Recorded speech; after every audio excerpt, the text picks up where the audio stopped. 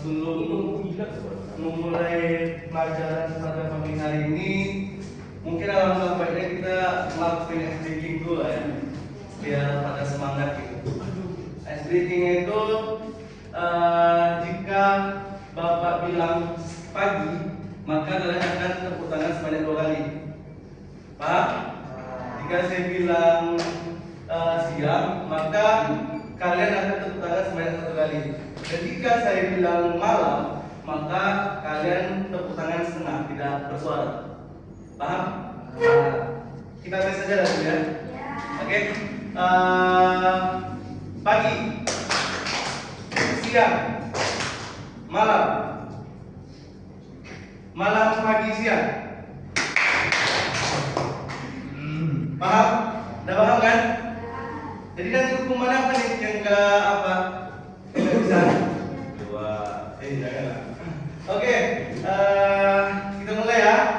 Pagi, malam,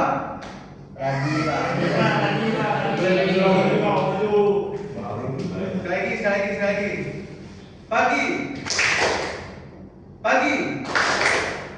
Pagi, malam, siang, pagi. Dan terakhir, yang nggak apa, yang nggak ikut, tolong ikut yang satu namanya tuh. Oke, sekali lagi. Pagi, malam, siang, pagi. Malam, pagi, siang, malam. Oke,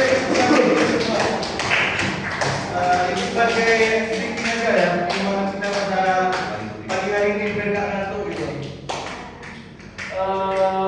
Kita masuk pada proses pembelajaran.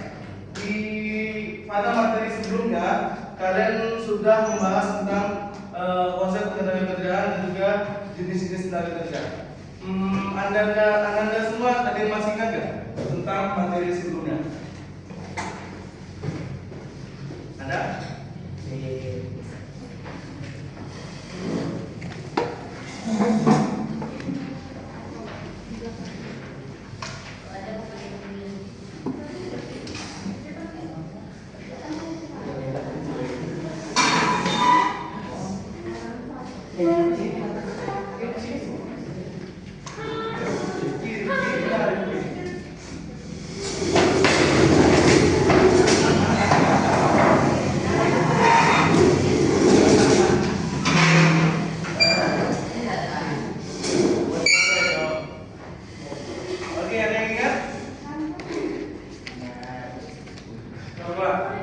Dijelaskan dari materi sebelumnya. Dirangkum aja. Yang ingat aja.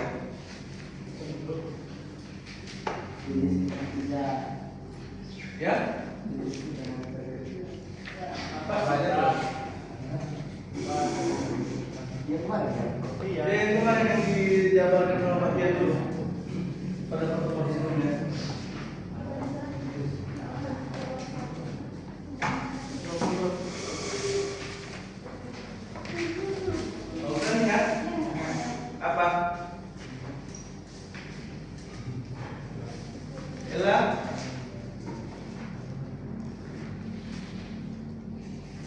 Dijawab ada yang kalian ingat pada materi sebelumnya yang diajarkan sama Pak Pian.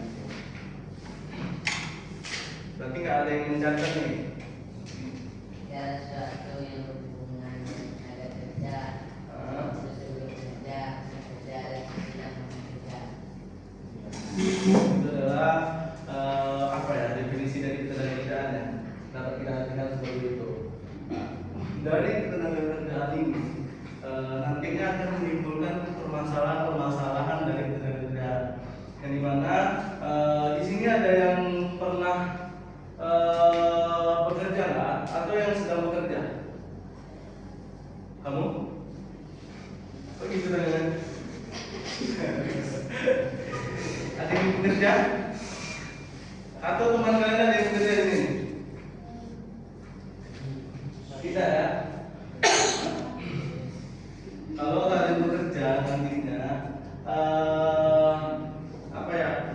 Kalian seimbangkan antara waktu kalian belajar dan juga bekerja. Karena untuk mendapatkan pekerjaan yang baik,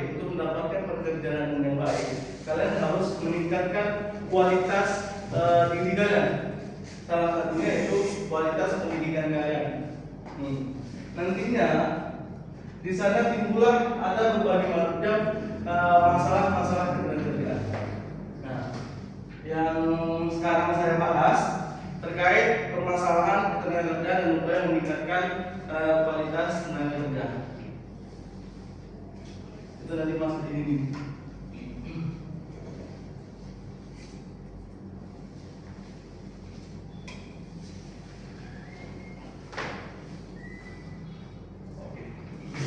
Masalah ketenaga kerjaan dan upaya meningkatkan kualitas tenaga kerjaan. Anda semua tahu nggak masalah ketenaga kerjaan yang kita rasakan saat ini, negara kita rasakan saat ini? Ada yang tahu? Ada? Gajinya kurang. Silakan. Apa masalah ketenaga kerjaan? Gajinya kurang. Bisa jadi, ada lagi? Lapangan pekerjaan sedikit. Ada lagi? Itu adalah masalah dari ketenaga kerjaan, salah satunya dari masalah pekerjaan. Ini kita masuk pada bab masalah ketenaga kerjaan, yang dimana masalah ketenaga kerjaan itu kita memiliki sumber daya alam dan juga sumber daya manusia yang sangat melimpah. Akan tetapi itu adalah permasalahan dari sumber daya manusia, terdapat permasalahan-permasalahan di dalamnya yang dibalik melimpah itu. Utamanya dalam pembangunan ekonomi, terutama berkaitan dengan ketenaga kerjaan. Makanya jumlah sumber daya manusia kita semakin meningkat, akan tetapi pekerjaan yang dibutuhkan oleh manusia itu hanya sedikit gitu, tidak sesuai dengan sumber daya manusia kita. Nah, ini adalah salah satu permasalahannya. Kita masuk pada permasalahan selanjutnya. Ada beberapa masalah ketenaga kerjaan yang terdapat di Indonesia. Di antaranya yaitu yang pertama, jumlah tenaga kerja yang tinggi. Menurut laporan BPS, ada yang tahu BPS? Betul, Badan Pusat Statistik. Jumlah penduduk Indonesia pada Agustus 2022 sebanyak 275.773,8 juta jiwa. Berdasarkan laporan tersebut, jumlah penduduk usia kerja di atas 15 tahun sebanyak 209,40 juta jiwa. Dan selanjutnya, dari jumlah penduduk usia kerja tersebut sebanyak 143,72 juta jiwa masuk kategori angkatan kerja dengan rincian 135,3 juta jiwa bekerja dan 8,43 juta jiwa menganggur. Nah, dapat disimpulkan bahwasanya di negara kita ini masih banyak orang yang menganggur, 8,43 juta jiwa. Faktornya apa? Barangkali ada yang tahu? Malas. Satu lagi.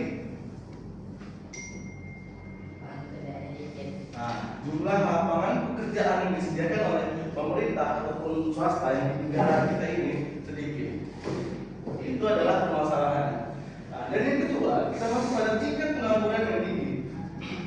Pengangguran dapat didefinisikan sebagai orang yang masuk dalam angkatan kerja dan juga akan tetapi belum mendapatkan pekerjaan maupun sedang mencari pekerjaan. Angkatan kerja sendiri didefinisikan sebagai penduduk yang telah memasuki usia kerja di atas 15 tahun, yang sudah memiliki pekerjaan, yang sudah memiliki pekerjaan, sedang mencari pekerjaan, maupun yang belum memperoleh pekerjaan. Itu adalah tingkat pengangguran yang tinggi. Berdasarkan data yang kita ambil pada sebelumnya, sebanyak 143,70 juta jiwa itu masuk dalam kategori angkatan kerja dengan rincian 135,33 juta jiwa bekerja dan 8,40 juta jiwa menganggur. Itu adalah tingkat pengangguran kita yang bisa dikatakan tinggi. Itu kira-kira berapa persen dari presentasi yang masuk dalam angkatan kerja kita? Berapa kira-kira? Berapa persen? 143,72 juta jiwa dari 209,42 juta jiwa. Jadi bisa diartikan bahwasannya itu membutuhkan kisaran 275, kisaran 50% lebih ya sebenarnya. Itu masih membutuhkan lapangan kerja. Selanjutnya kita membahas tingkat pendidikan dan keterampilan yang rendah. Menurut data statistik, pada pendidikan SD memiliki tingkat pengangguran terbuka 3,61% di tahun 2020 dan SMP 6,46% dan SMA 9,86%, terusnya kejuruan 13,55%. Dan diploma maupun universitas 8,08 dan juga 7,35%. Di balik itu semua, ini dikategorikan sebagai tingkat pengangguran terbuka yang bisa dikatakan tinggi. Karena apa? Pada tahun 2020. Betul, karena COVID. Jadi dampak dari COVID-19 itu sangat meresahkan ya, sehingga jumlah lapangan pekerjaan maupun bahkan ada saudara-saudara kalian, orang tua kalian yang memiliki pekerjaan tetap tiba-tiba diturunkan ataupun bahkan dipecat gitu dalam pekerjaan untuk mengurangi jumlah masa kerja, jumlah tenaga kerja gitu untuk efisiensi anggaran. Nah, pada tahun 2019 mungkin itu bakalan meningkat drastis jumlah pengangguran kita. Nah, dan di 2021 itu mulai recovery. Jumlah pengangguran itu semakin turun, tapi pada tingkat SD ini mungkin semakin rata ya pada tingkat SD. Dan juga kita lihat SMP menurun 0,01%, SMA kisaran 70-an%, 0,70% kisaran segitu, dan SMA kejuruan diploma dan juga universitas memiliki lonjakan penurunan tingkat pengangguran terbuka. Nah, ini turun drastis. Dan juga pada tahun 2022 itu terjadi lagi penurunan 3,59 dan 5,95 turun secara keseluruhan. Kita lihat data statistik terbaru pada tahun 2024 ya, menurut BPS. Ini kita lihat. Pada tingkat SD itu mengalami penurunan yang lumayan signifikan 2,32, dan juga SMP 4,11, sama dengan SMA kejuruan di Boma memiliki penurunan yang lumayan drastis lah. Pada tingkat SMP itu mengalami penurunan yang dikatakan drastis karena mungkin pada masa sekarang yang memiliki tamat SMP, yang tamat SMP bisa dikatakan hanya sedikit gitu, hanya sedikit. Mungkin barangkali yang dari tingkat SMP, yang dari tingkat SD mengalami sedikit karena bisa dikatakan faktor ekonomi dari orang tuanya barangkali, faktor ekonomi, sehingga itu mereka mau tidak mau mencari pekerjaan yang harus menghidupkan kehidupan keluarga mereka, bahkan anaknya pun mencari pekerjaan untuk menghidupi keluarganya, seperti itu. Maka hidup itu agak kejam lah untuk kawan-kawan kita yang mempunyai pendidikan yang rendah. Maka dari itu untuk anak-anak semua, kalian sekarang posisinya sudah memasuki fase jenjang SMA, jadi belajar dengan sungguh-sungguh untuk mendapatkan pekerjaan yang benar-benar kalian minati. Nah, ini gambar apa ini yang di sebelah ini? Ada yang bisa menjelaskan nggak? Penelitian ya, meriset ya sesuatu. Angkatan kerja yang bekerja sesuai dengan kemampuan dan keahliannya akan berdampak positif bagi operasional perusahaan. Nah, seperti itu. Dari 4 jenjang ini, SMA, SMK, terus diploma, universitas, pasti memiliki apresiasi yang sangat tinggi karena tingkat keterampilan mereka sangat ditekankan, sangat diterampilkan gitu.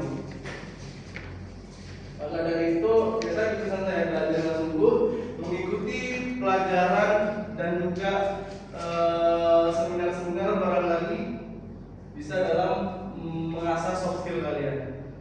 Selanjutnya kita masuk pada pembahasan penyebaran angkatan kerja yang tidak merata. Sebagai negara kepulauan, di Indonesia itu memiliki kurang lebih 17.000 pulau. Namun padatan penduduk Indonesia tidak merata. Sekitar 60% penduduk Indonesia terpusat di Pulau Jawa. Hal ini menyebabkan pertumbuhan ekonomi dan juga kesejahteraan masyarakat tak merata. Dan selain itu penyebaran angkatan kerja juga tidak merata. Kita masuk pada problem pemerintahan sekarang. Dari perpindahan ibu kota baru, adakah dampak yang kita rasakan untuk saat ini? Ada?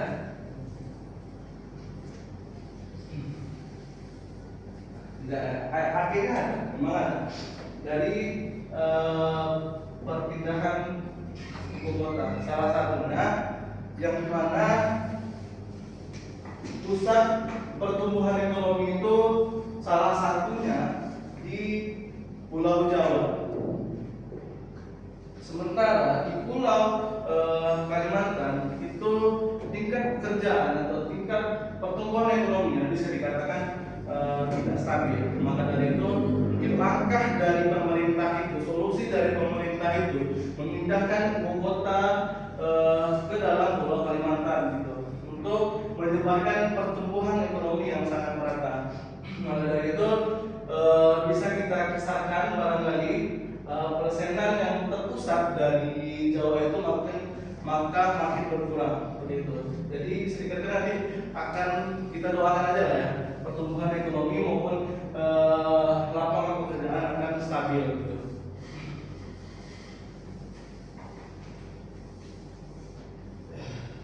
Nah, ini ada perlindungan kesejahteraan tenaga kerja yang bisa dikatakan belum maksimal.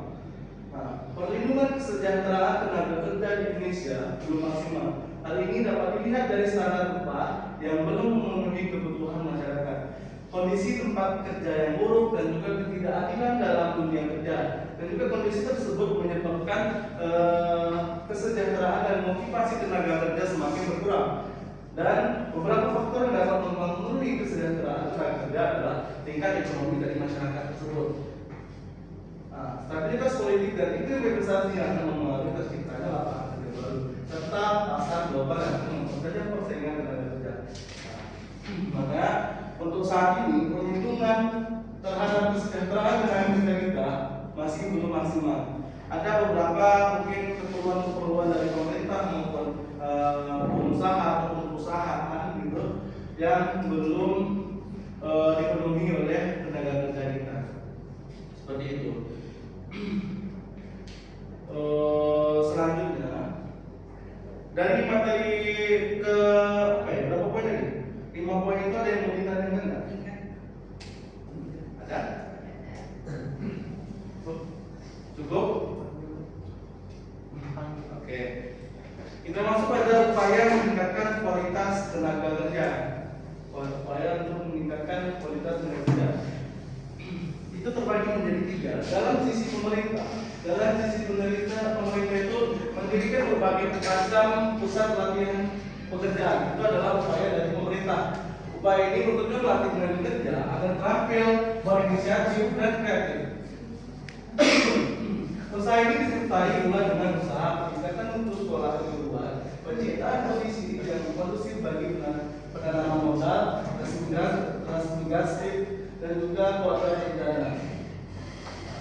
Pemerintah itu berupaya untuk meningkatkan kualitas pendidikan maupun kualitas latihan kerja yang nantinya akan berdampak pada ketenagakerjaan, akan berdampak pada soft skill kawan-kawan semua, soft skill Anda semua.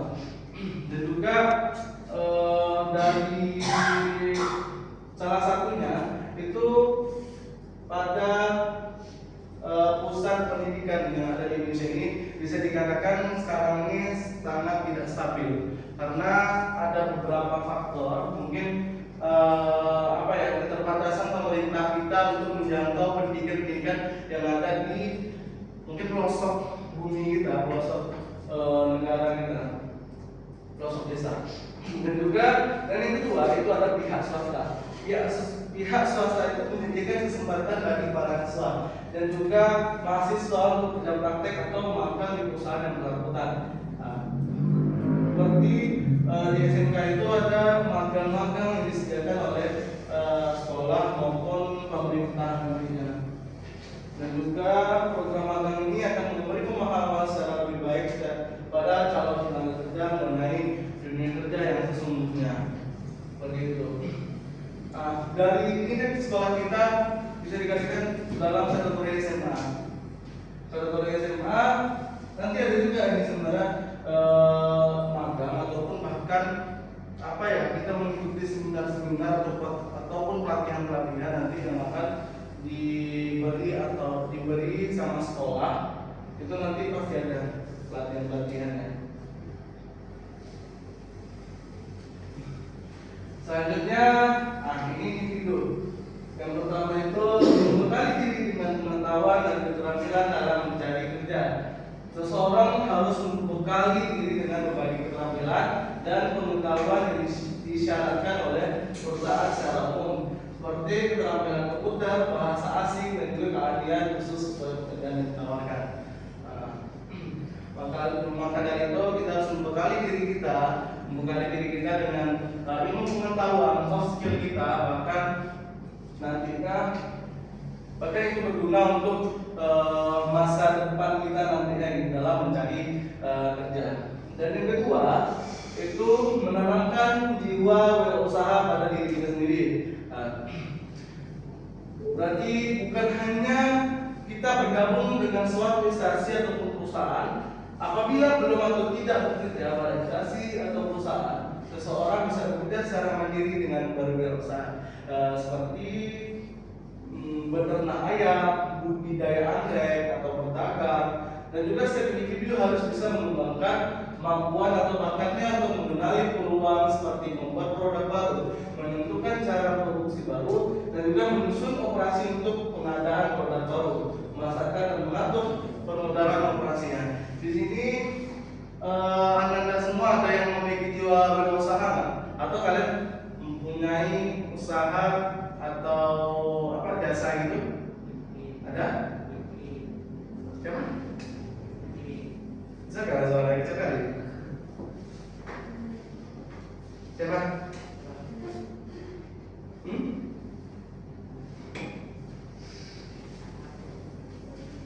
Ada nggak ada?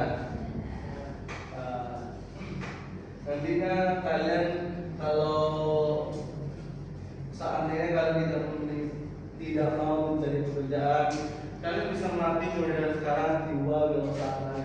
Karena di balik itu, kalau kalian memiliki usaha ataupun bahkan perusahaan yang akan kalian bangun itu dapat meningkatkan tenaga kerja yang bisa itu kan memudahkan. Seperti pada apa ya janji kampanye presiden wakil presiden kita sebelumnya yaitu Bapak Gibran, mereka menargetkan bahwasanya 19 juta lapangan pekerjaan akan ada di Indonesia selama masa jabatan dia. Jadi kita stay tune aja, kita nantikan aja ya untuk janji-janji kampanye dia barangkali nanti bisa tersalurkan gitu.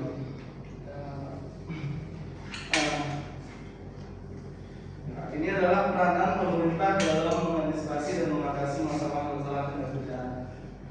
Di peranan penting yang ada pada pemerintah saat ini untuk mengantisipasi dan mengatasi masalah kerjaan. Yang pertama itu menyusun dan mengawasi pelaksanaan berbagai peraturan ketenagakerjaan seperti Undang-Undang Republik Indonesia Nomor 21 Tahun 1999 tentang diskriminasi dan dalam pekerjaan dan jabatan. Dan yang kedua, meningkatkan kualitas dan produktivitas tenaga kerja seperti penyelenggaraan pelatihan manajemen, dan juga yang ketiga mengembangkan kesempatan kerja dalam negeri seperti mengadakan transmigrasi dan penciptaan.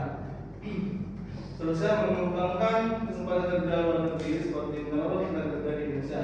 Selanjutnya perlindungan tenaga kerja seperti menyosialisasikan peraturan pengupahan dan peraturan perlindungan tenaga kerja yang ada di Indonesia, dan juga akhir membina hubungan industrial dalam negara dan internasional seperti pembangunan hubungan harmonis dengan cara mengembangkan serikat kerja dan pengusaha.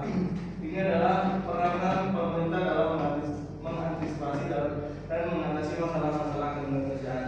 Mungkin di balik perlindungan keterangan dan tenaga kerja yang belum maksimal itu barangkali kinerja dari pemerintah kita atau yang pemerintah itu bisa dikatakan masih sedikit berkurang. Jadi kita doakan kinerja dari pemerintah kita stabil dan juga lancar. Oke, mungkin materinya sudah selesai. Kayaknya anda semua sudah pada ngantuk nih melihat mendengarkan materi dari Bapak. Jadi siapa yang diterima? Coba kamu kan dulu ini.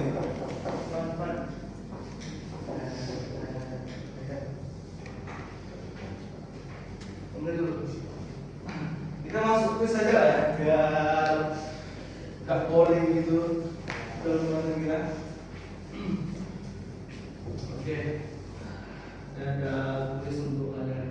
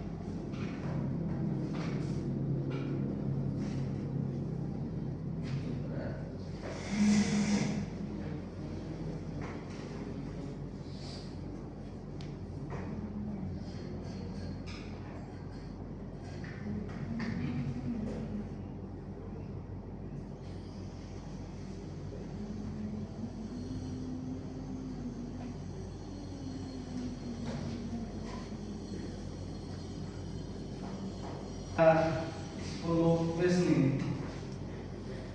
10 quiz. Jadi nanti kalian pilih dari nomor-nomor ini, 10 nomor ini kalian pilih, nanti ada soal dan juga kalian harus menjawab menjawab pertanyaan-pertanyaan di balik nomor ini. Kita ambil 5 aja lah, 5 soal. Nah, ini ada 10 soal nih. Kira-kira nomor berapa yang mau kalian buka terlebih dahulu? 7. Nomor berapa?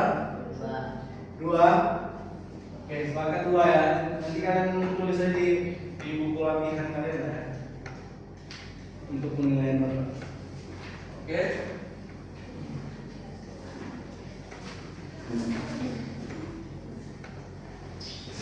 Biar nggak tidur, makanya dulu nulis aja.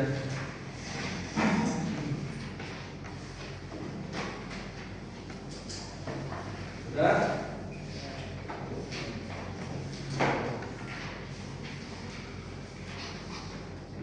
Nomor 2.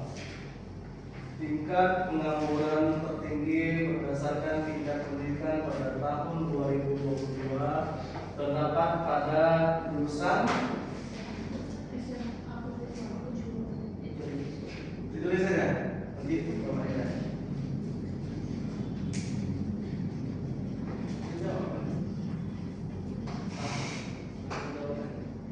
Langsung jawab aja.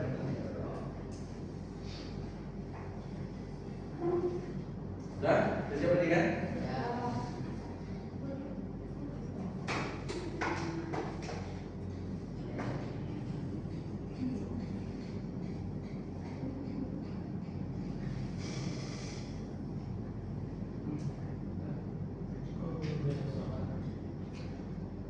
Tanya sama kawan tua.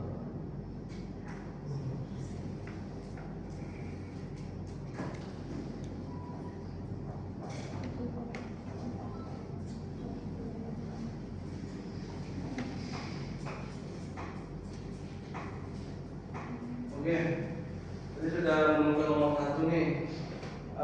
Sekarang kalian mau pilih nomor berapa? Nomor berapa? 7. Oke, ini waktunya 30 detik lah ya. 30 detik kalian harus menjawab quiz dari Bapak. Jika permintaan barang dan jasa menurun, maka dampak yang paling mungkin terjadi adalah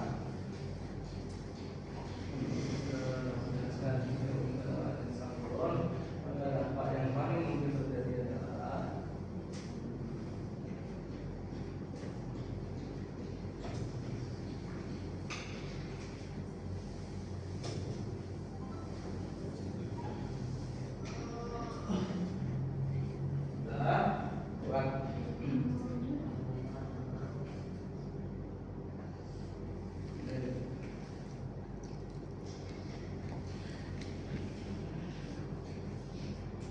bertanya lagi bisa ya.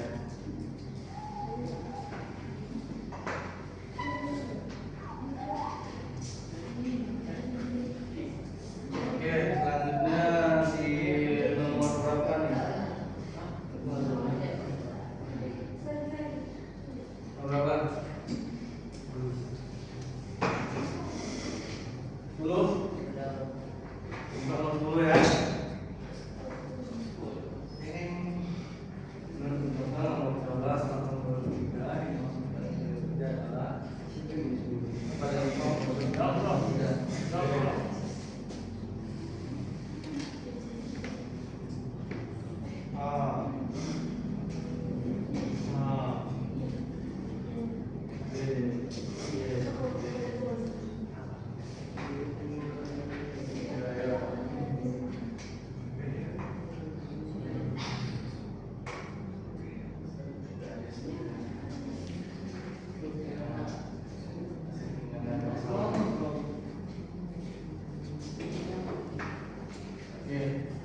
Lanjut.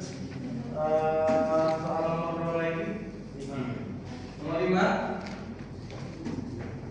Yakin 5? Oke, kita buka nomor 5. Tadi ya? Tadi.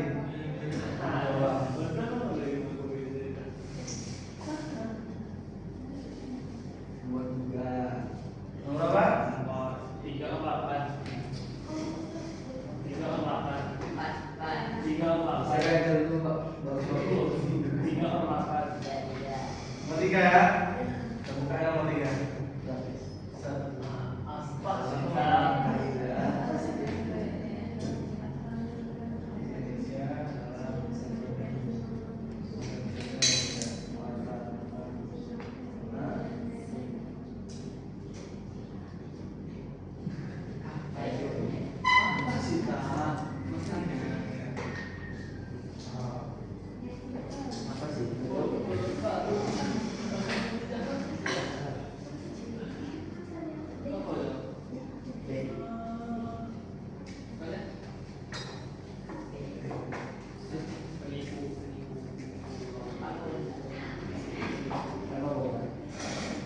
yang mampu dan berarti terakhir ya. Berapa nomor berapa? 8. Ini nomor 8 nih. Ya. Yes. Oke. Yes, yes. Permintaan tenaga kerja dengan pengaruhi oleh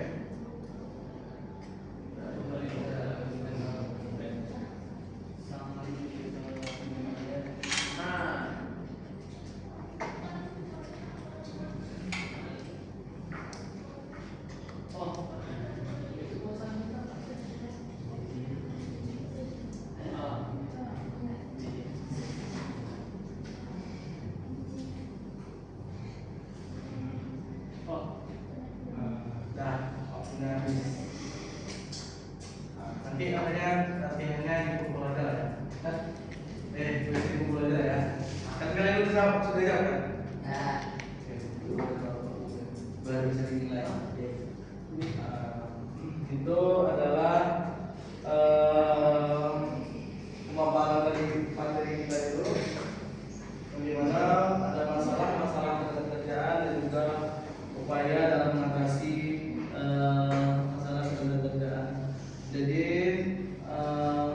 anak-anak semua dari materi yang telah Bapak sampaikan, kita sekiranya apa yang bisa kalian simpulkan itu dari masalah-masalah maupun upaya yang harus kita upaya dalam mengatasi kerjaan itu. Ada yang dapat menyimpulkan?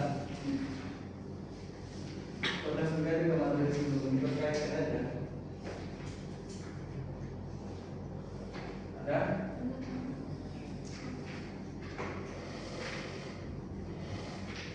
Ya, catatannya seperti ini disimpulkan aja.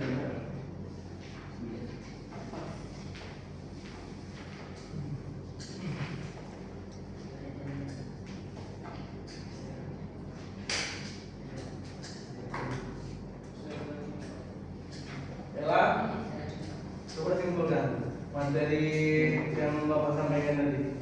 Semampunya saja. Apa kira-kira? Yang mencatat tadi.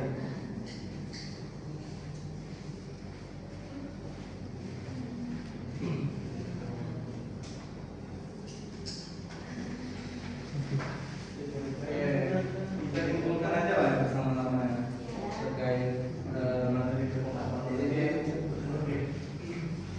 simbolnya dari merupakan salah satu faktor penting dalam pembangunan ekonomi suatu negara. Dan juga dengan kerja yang berkualitas, produktif, dan sesuai dengan kebutuhan dunia kerja dan mendorong pertumbuhan ekonomi dan juga meningkatkan kesejahteraan yang ada di negara kita ini, terutama pada masyarakat. Dan juga bermasalah ketentuan di Indonesia seperti tingginya jumlah tenaga kerja, pengangguran, renahnya tingkat pendidikan, dan juga keterampilan serta ketidakberdayaan tenaga kerja perlu ditangani oleh berbagai macam pihak. Jangan kita menyalahkan pemerintah, tapi kita harus mengintrospeksi diri. Kita harus membuka peluang untuk membuka lapangan pekerjaan yang dimana upaya yang mengatasinya kita harus membuka usaha yang nantinya akan membuka lapangan pekerjaan juga nantinya. Dan juga salah satunya rendah tingkat pendidikan dan keterampilan serta tidak batas terbatas tenaga kerja perlu ditangani secara bersama oleh pemerintah, dunia usaha dan masyarakat, dan juga oleh karena itu peningkatan kualitas sumber daya manusia melalui pendidikan, pelatihan, dan pengembangan keterampilan menjadi kunci utama dalam mengatasi masalah kerjaan. Itu adalah kesimpulannya. Hal yang dapat kita ambil dari materi ini sekiranya apa? Yang bisa kalian refleksikan dan bisa kalian simpulkan. Ada yang bisa?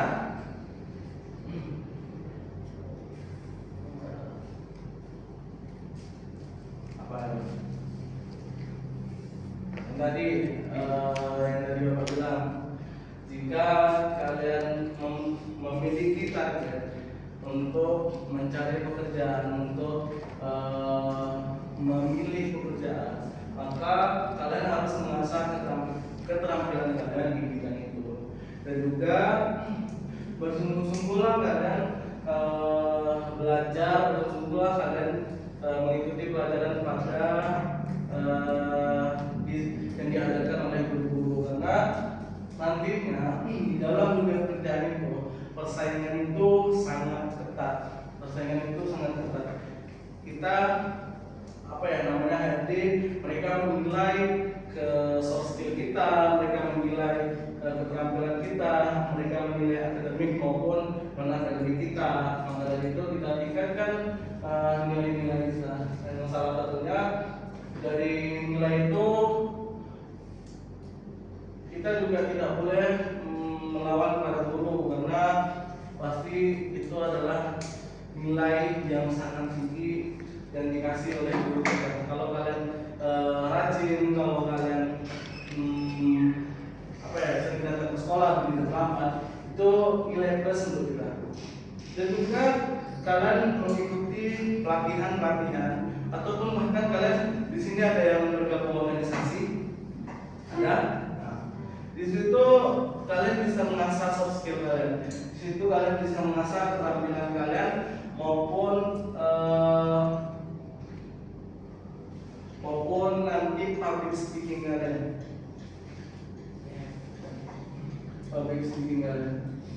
Karena nanti ditanya oleh HRD bagaimana mengapa kamu masuk ke dalam pekerjaan ini, terus kalian jelaskanlah pemaparan dari kualitas sumber daya kalian. Mungkin barangkali itu yang dapat saya sampaikan. Nanti pada pertemuan selanjutnya kita akan membahas sistem upah ya. Sistem upah. Kira-kira ada yang mau dipertanyakan lagi terkait materi yang Bapak sampaikan? Atau kayaknya ada pada ngantuk semua nih? Ada? Jika ada, saya cukup ya. Karena saya Anda semua sudah mengerti apa yang telah Bapak paparkan. Terima kasih telah mengikuti pembelajaran pada pagi hari ini. Kita tutup aja langsung ya, karena waktu sudah memasuki waktu. Terima kasih telah mengikuti pembelajaran pagi hari ini dengan sangat memperhatikan, juga bagi Anda semua yang mengatur dengan beberapa datang ya, kurangi begadang. Oke.